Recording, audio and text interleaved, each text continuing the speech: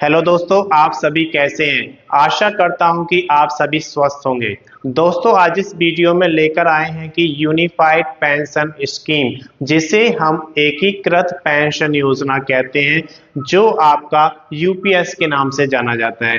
ये अभी अभी चर्चा में इसलिए बहुत ज़्यादा है क्योंकि इसे अभी शुरू किया गया है। इससे पहले नेशनल पेंशन स्कीम चलती थी और उससे पहले ओल्ड पेंशन स्कीम चलती थी। तो देखिए, ये योजना है, इसके बारे में सारी जानकारी हम आपको बताने वाले हैं। अगर अभी तक आपने चैनल को सब्सक्राइब नहीं किया, सब्सक्राइब करें, वीडियो को लाइक करें और ज़्यादा से ज़्यादा शेयर करें, ताकि ये वीडियो उन सभी दोस्तों के पास पहुंचे जो यूनिफाइड पेंशन स्कीम का लाभ उठाना चाहते हैं। तो आइए, इसकी सबसे पहले जानकारी हम आपको देते हैं कि ये योजना कब शुरू हुई है। तो ये योजना की प्रारंभिक तिथि यहाँ पर देख सकते हैं, 1 अप्रैल 2025 से लागू हो चुकी है।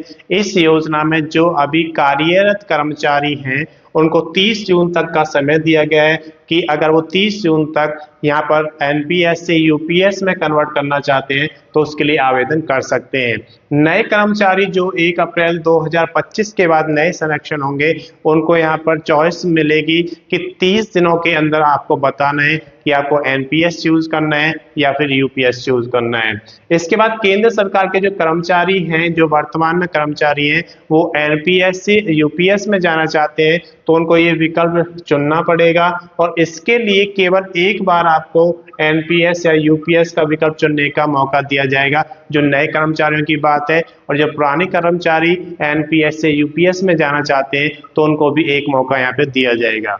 इसके बाद हम बात करते हैं कि जो यूपीएस है, क्या वो राज्य सरकारें यूज करेंगी या नहीं। तो डिपेंड करेगा राज्य सरकार के ऊपर कि उन्हें यूनिफाइड पेंशन स्कीम लागू करना है कि नहीं करना है। उसके बाद पेंशन की बात करते हैं कि यूनिफाइड पेंशन स्कीम में आपको कितनी पेंशन दी जाएगी। तो इसमें जो पेंशन आपको मिलेगी वो अंतिम 12 महीने का जो बेसिक और डी है उसका एवरेज निकालकर उसका 50% आपको दिया जाएगा। यानी कि जितना 12 महीने में मिलेगा उस सबको प्लस करके 12 से आपके डिवाइड कर देंगे और जो वैल्यू आएगी उसका 50% आपकी पेंशन के रूप में आपको दे दिया जाएगा। इसके बाद हम बात करते हैं कि अगर आपने सर्विस 10 वर्ष तक की है या फिर 10 से 25 वर्ष तक की है, कम से कम 10 वर्ष आपने सर्विस की है, तो आपको 10,000 रुपये पेंशन के रूप में मिलेंगे। और 10 से 25 वर्ष तक के हैं तो कम से कम 10,000 पेंशन मिलेगी। उससे ज़्यादा आपके टाइम के ऊपर डिपेंड करेगा कि कितना टाइम आपने सेवा की है। तो इसके बाद यहाँ पर देख सकते हैं कि जो रिटर्न होगा यूनिफाइड पेंशन स्कीम में, वो बाजार पर निर्भर नहीं करेगा। ये यहाँ पर बहुत ही पॉजिटिव थिंग है कि जो बाजार अप डाउन होता है उसकी वजह से आपके जो यूनिफाइड पेंशन स्कीम है उससे कोई फर्क नहीं पड़ेगा।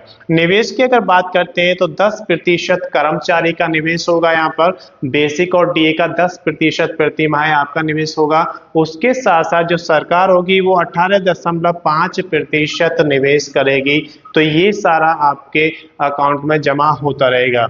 परिवार पेंशन की अगर बात करते हैं तो जो अंतिम पेंशन प्राप्त करते हैं इस कर्मचारी रिटायरमेंट के बाद, उसका 60% जो राशि होगी वो परिवार पेंशन के रूप में दी जाएगी, जो महंगाई बढ़ने के हिसाब से बढ़ती रहेगी।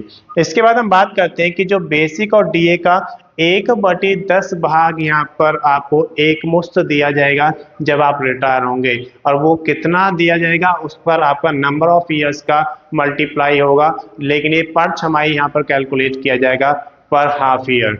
उसके बाद हम बात करते हैं कि जो आपकी पदोन्नति वाले जो केसेस हैं वहां पर प्रॉब्लम आएगी। इसमें वहां पर थोड़ा नुकसान उनको झेलना पड़ेगा।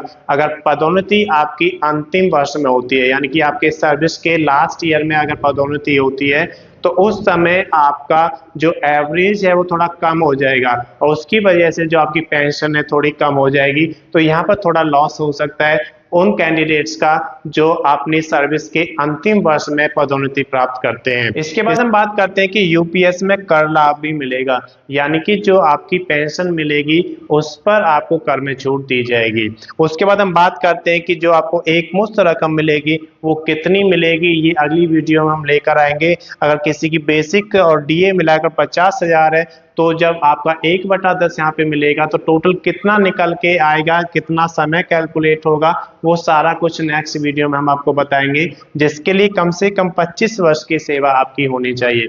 मैं समझता हूँ नेशनल पेंशन स्कीम, जिसे हम राष्ट्रीय पेंशन प्रणाली कहते हैं, इसकी शुरुआत कब हुई थी, कौन कौन इसके लिए पात्र है, कितनी आपकी आयु होनी चाहिए, क्या इसमें कर में छूट दी जाती है या नहीं दी जाती, कौन कौन से संस्थान इसमें ओपन आपका खाता करवा सकते हैं, तो ये सारी चीजें आज इस वीडियो में बताएंगे। अगर आपने पिछला वीडियो नहीं देखा है तो उसका लिंक मैं इसके डिस्क्रिप्शन में शेयर कर दूंगा, आप वहां से देख सकते हैं। अगर अभी तक आपने चैनल को सब्सक्राइब नहीं किया, सब्सक्राइब करें, वीडियो को लाइक करें और ज्यादा से ज्यादा शेयर करें, ताकि ये वीडियो उन सभी दोस्तों के पास पहुंचे जो नेशनल पेंशन स्कीम के तहत अपना खाता खुलवाना चाहते हैं। तो आइए सबसे पहले यहाँ पर हम बात करते हैं इसकी कि इसमें कौन कौन कर्मचारी भाग कर ले सकता है। तो आप अगर सरकारी है, अगर सरकारी क्षेत्र में आप काम करते हैं या फिर किसी निजी क्षेत्र में काम करते हैं या फिर आप किसी असंगठित क्षेत्र में काम करते हैं, तो आप इसके कर्मचारी हैं तो इसमें शामिल हो सकते हैं, यानी कि एनपीएस के पात्र आप बन सकते हैं। उसके बाद आप देख सकते हैं कि ये जो है भारत सरकार द्वारा चलाई गई एक स्वैच्छिक योजना है। स्वैच्छिक का मतलब होता है कि ये आपकी इच्छा के अनुसार आपसे पूछा जाता है और अगर आप इसके लिए इच्छुक हैं तो आप इसमें अपना खाता खुलवा सकते हैं। एनपीएस की शुरुआत की अगर बात करें तो ये शुरुआत हुई थी 1 जनवरी 2004 को। इसकी पात्रता की अगर बात करें तो सबसे बड़ी पात्रता इसमें आती है कि भारत का नागरिक होना चाहिए, यानी कि जो नेशनल पेंशन स्कीम में पार्टिसिपेट करना चाहता है वो भारत का नागरिक होना चाहिए। आयु की अगर बात करें तो 18 से 65 वर्ष तक होनी चाहिए, यानी कि कम से कम 18 वर्ष और ज्यादा से ज्यादा 65 वर्ष होनी चाहिए। अगर आप इसमें अपना योगदान देना चाहते हैं, निवेश की अगर बात करें तो 75 वर्ष की आयु तक आप इसमें अपना निवेश कर सकते हैं। इसके बाद आप देख सकते हैं कि एनपीएस का जो खाता होता है वो संयुक्त नहीं होता। इसका मतलब क्या होता है कि अगर आप अपने फैमिली मेंबर्स का अपने साथ ज्वाइंट कराना चाहते हैं, जैसे आप अपने बेटा या फिर अपने बेटी या फिर अपने किसी वाइफ या किसी और मेंबर को जोड़ना चाहते हैं, तो उस खाते में आप नहीं जोड़ सकते, तो ये संयुक्त खाता नहीं होता है। 60 वर्ष की आयु होने के बाद अगर आप पेंशन लेना चाहते हैं तो आप उसके लिए अप्लाई कर सकते हैं और जब आप आवेदन करेंगे तो 60 वर्ष की आयु होने के बाद आपको पेंशन मिलना शुरू हो जाएगी।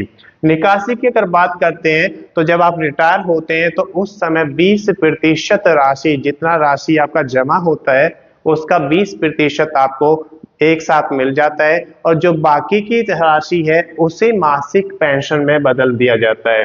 कर लाभ की बात करें कि इनकम टैक्स इस पर होगा कि नहीं, तो इसमें छूट दी जाती है धारा 80C और 80CCD के तहत कर में छूट आपको दी जाती है। इसके बाद हम बात करते हैं कि जो एनपीएस है ये एक पोर्टेबल योजना है, यानी कि आप एक संस्थान से जब दूसरे संस्थान में चले जाते हैं तब भी आप इसको रेगुलर कर सकते हैं, यानी कि इस खाते को आप पोर्ट करा सकते हैं। खाते की बात करें तो आप अपना खाता किसी बैंक में या फिर किसी वित्तीय संस्थान में खुलवा सकते हैं। इसके लिए दोनों मोड अप्लाई हैं, आप ऑनलाइन चाहें तो ऑनलाइन कर सकते हैं, आप ऑफलाइन अप्लाई करना चाहते हैं तो ऑफलाइन भी कर सकते हैं। लाभ की अगर बात करें तो यहाँ पर सेवानिवृत्त, यानी कि जब आप रिटायर होते हैं तो उसके बाद आय की गारंटी दी जाती है, यानी कि आपको मासिक पेंशन दी जाती है। कर लाभ यहाँ पर अभी आपको दिखाया गया था कि धारा 80C और 80CCD के तहत यहाँ पर कर में छूट दी जाती है। उसके बाद आप देख सकते हैं कि पोर्टेबिलिटी, ये जो खाता होता है पोर्टेबल होता है। जब एक संस्थान को छोड़कर आप दूसरे संस्थान में काम करने जाते हैं तो उस केस में ये पोर्ट हो जाएगा।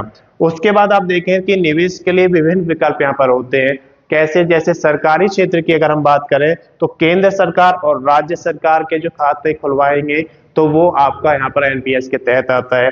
अगर आप निजी सेक्टर की बात करते हैं तो कॉरपोरेट सेक्टर्स या फिर भारत का कोई भी नागरिक इसके लिए एलिजिबल है, वो इसका खाता खुलवा सकता है। इसके बाद हम बात करते हैं कि जब यहाँ पर मृत्यु का केस बनता है कि अगर किसी की मृत्यु हो जाती है व्यक्ति की, तो उस दौर में क्या होगा, जो उसकी संचित पेंशन राशि है वो उसके नामित व्यक्ति यानी कि जो भी उसने नॉमिनी बनाया उसको दे दी जाएगी, या नॉमिनी नहीं बनाया गया है तो उसका जो भी कानूनी तौर पर उत्तराधिकारी होगा उसको उसकी संचित राशि दे दी जाएगी।